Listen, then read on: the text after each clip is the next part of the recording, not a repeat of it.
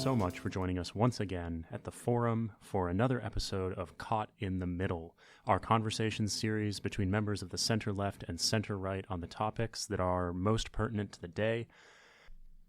Today's episode was recorded towards the beginning of Russia's war on Ukraine. You'll hear a discussion about the United States' response in the early days of that conflict and its striking impact on global energy markets. Without any more from me, here's Zak and Matt on Caught in the Middle. Welcome back to our Caught in the Middle podcast. Today is March 10th. Hi, Matt. Good to have you back. Zach, thanks for having me. You're welcome. A lot is going on in the world today, and I'm not sure when you guys will be listening to this, but we wanted to take a minute to discuss Ukraine and some foreign policy issues to get us going here. Does that sound good with you, Matt? Sounds great. Huge caveat. Things on the ground will likely have changed by the time you hear this. So this is just our opinions as things currently stand today. Please take that into account. When this conflict kicked off, I thought by this point in the conflict, Ukraine would no longer exist as a state. So kudos to Ukraine for fighting at this point. Yeah, I think that it's pretty inspiring just to watch a nation really rally around itself. And it's something that I don't think I've seen at this scale in my life. You know, I was a bit young for 9/11. And so it's awe-inspiring, in all honesty. Yeah, and it has the interesting effect of Americans uniting behind something, which, like you mentioned, 9/11, since then, I don't know what we've united behind. Normally, when I see popular news feeds, what's popping up on Reddit, I look at it with a high degree of skepticism, as a lot of it has a left-wing bias, and watching the country come together in support of Ukraine has been a cool thing to see. Yeah, I agree. Every article, it feels like, is focused on that. I think the New York Times Daily, the last 5 days, you know, every single or week, or you know, however long it's just been about Ukraine. And it's been really interesting to see a media ecosystem that usually is so shattered all sort of turn their attention on the same thing. I'd like to confess that this is the first week ever I've actually listened to the Daily, the New York Times podcast. So just had to hear what was going on the other side of the aisle, and I found it wasn't overly political. They've got that correspondent in Ukraine sharing the daily news. It's very interesting. Before we go down a rabbit hole here, I wanted to give a little bit of the history for some of our listeners that might not be aware and discuss some really bad takes on the far right. I don't think they're a majority point of view, so give me a minute. In 2010, there was a fair election that took place with, I might be mispronouncing his name, Yanukovych. He won the election in Ukraine. He rejected a deal for greater integration with the European Union, violently put down protests, was overthrown, and then he sort of fled to Russia. There was another election. Eventually, we led to our guy Zelensky winning, and he has just a much stronger attachment to the West. There's a couple things I want to add on to that, Zach, just for additional context. The president that was overthrown had very strong ties to Russia, was very corrupt. Then there was an additional president between that president and Zelensky, also had a ton of corruption. Zelensky came in and was an interesting case in that he was an outsider, was actually an actor.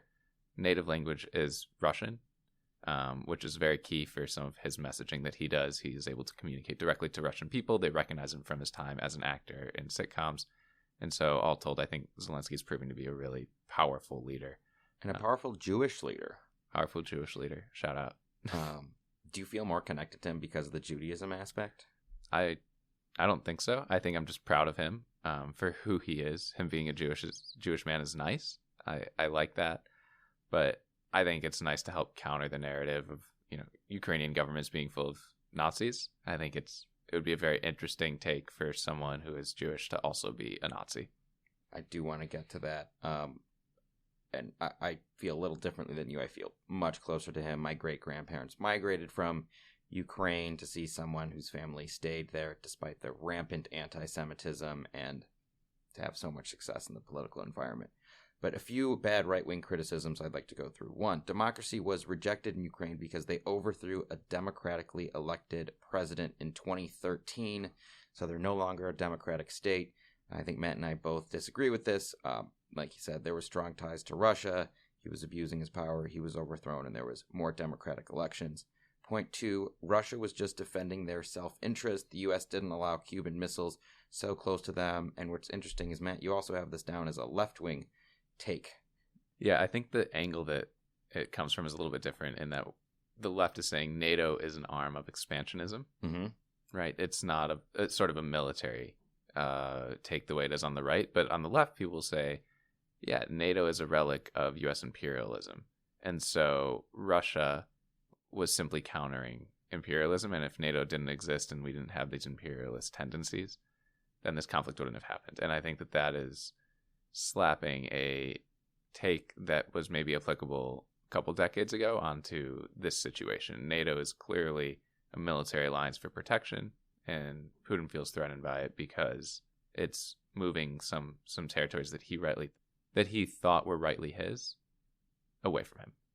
Yeah, I mean, there's an argument that NATO didn't really know what it was doing until this crisis, and now NATO has sort of come together. There was a woke NATO video going around saying for NATO, diversity is their strength.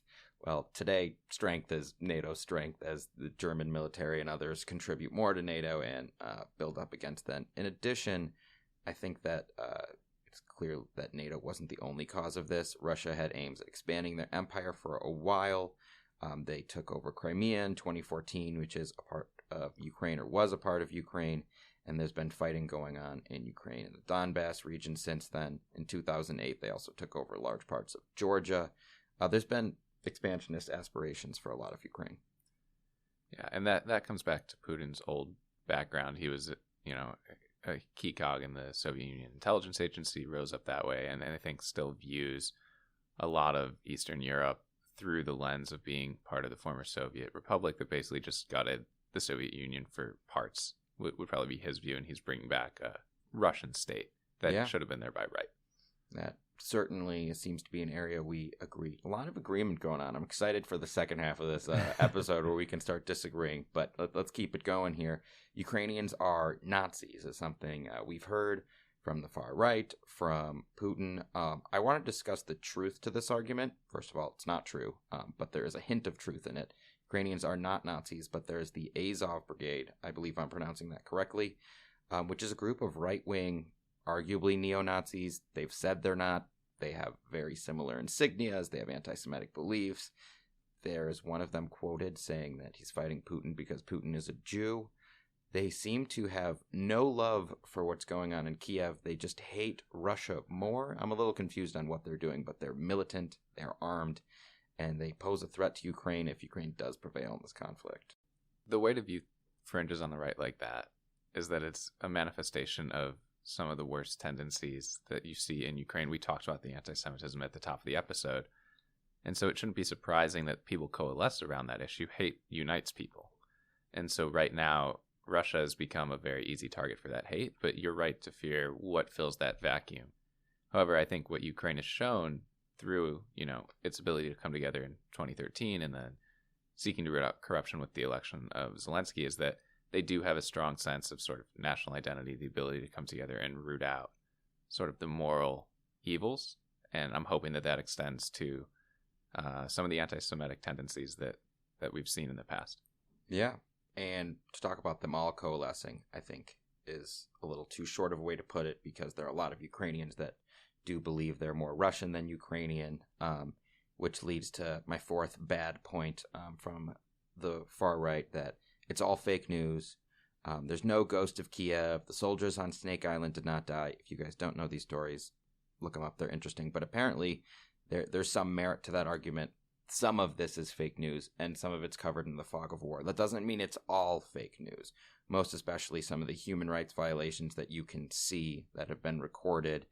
Recently, there were attacks on hospitals. There's civilians shot down in the streets. It's not all fake news.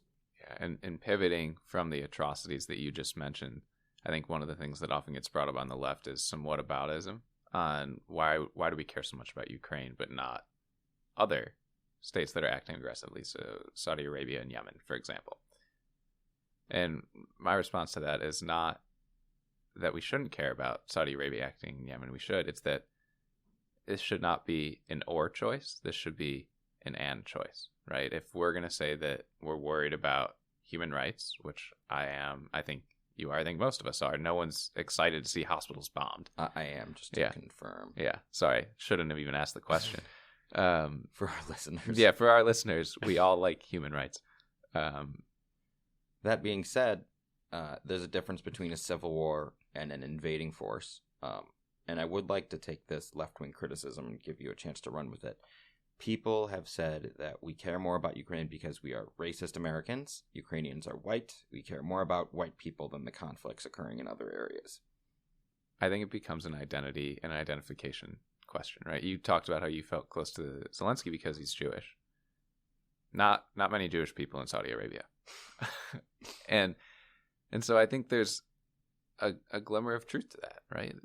The Uyghurs in China are facing huge repression. Yes, it's by their own state, but anywhere that there's injustice, we should be shining a light on that. And the fact that Ukraine is resonating, I think, comes down to a couple things. One, the aggressor is Russia, and the U.S. is hardwired from the Cold War to counter Russia.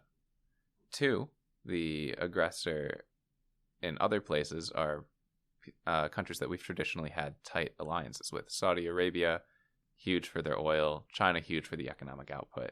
Mm-hmm. A lot easier to criticize Russia than those other places because of the impact at home. And so you combine those two factors, and yeah, is it racism? Probably not for most people, but I think it is a factor of the environment in which we grew up in terms of who our enemies are and who our allies are. And so there's a lot of political and economic incentives that push us towards being more responsive to a Russian invasion versus other things. Completely agreed. I think that to call this racism is short-sighted and trying to bring some modern American politics into it. Are there some racists in America? Yes, there's racists in all places, and maybe they're taking a deeper interest in this because of race alone. But I think a lot of us are looking at China and looking at Taiwan, and we are going to be as interested in the Chinese invasion of Taiwan, if not more interested, because China is such a global power compared to Russia, which, I mean, debatably just as big of a global power because their nuclear arsenal, but less of a power economically. Yeah. And I wanted to bring this back to American politics where we might have some more disagreement. How do you think Biden should be viewed in light of his foreign policy, especially related to Ukraine with what's going on right now? I think what Biden did was admirable in the way that he released intelligence and basically telegraphed what Putin was going to do in a way that allowed him to more easily choreograph what was happening with the EU, right? Anytime you get Germany and France agreeing on something, yeah, it's amazing, right? Hi, guys, we're allies now. and so if Biden hadn't telegraphed what was happening, I think this reaction still would have come, but it would have been slower. Mm-hmm. I guess I would ask you, what more do you think he could have done without putting troops on the ground? First of all, putting troops on the ground before the conflict erupted maybe could have stopped the conflict from erupting in the first place, because then Russia would have gone up against American troops. I'm not saying that we should have done that. That's something we could have done. He could have started these sanctions beforehand and said, we will only get rid of the mother of all sanctions, if you get your troops off the border. Like a lot of what we're seeing now could have happened earlier. At the same time, Biden's doing more than I thought he would, standing up for peace in the world. And it's great seeing members of the left, yourself included, standing up for freedom in the world against an invading force after watching what happened in Iraq, and the American left, which initially voted for the invasion, just moving far away from that and saying we're a bad force, a force for evil in the world, saying, hey, in this situation, we can be a force for good. Maybe that's just economically because we had boots in Iraq. We don't have boots in Ukraine.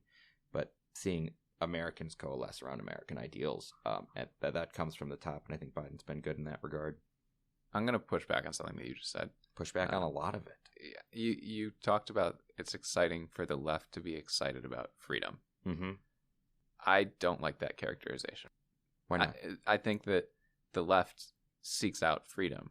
At the end of the day, an idea of equality is freedom, right? If people have equal opportunities, if people are viewed as people, then they're free to be their own person, right? And free to go about their lives. And so maybe militarily, we're less inclined to put boots on the ground. But I think that when push comes to shove, we're of course willing to do it to defend those rights. I think many would argue that what we did in Iraq was a poor use of force, and didn't actually amount to sort of aligning with those ideals.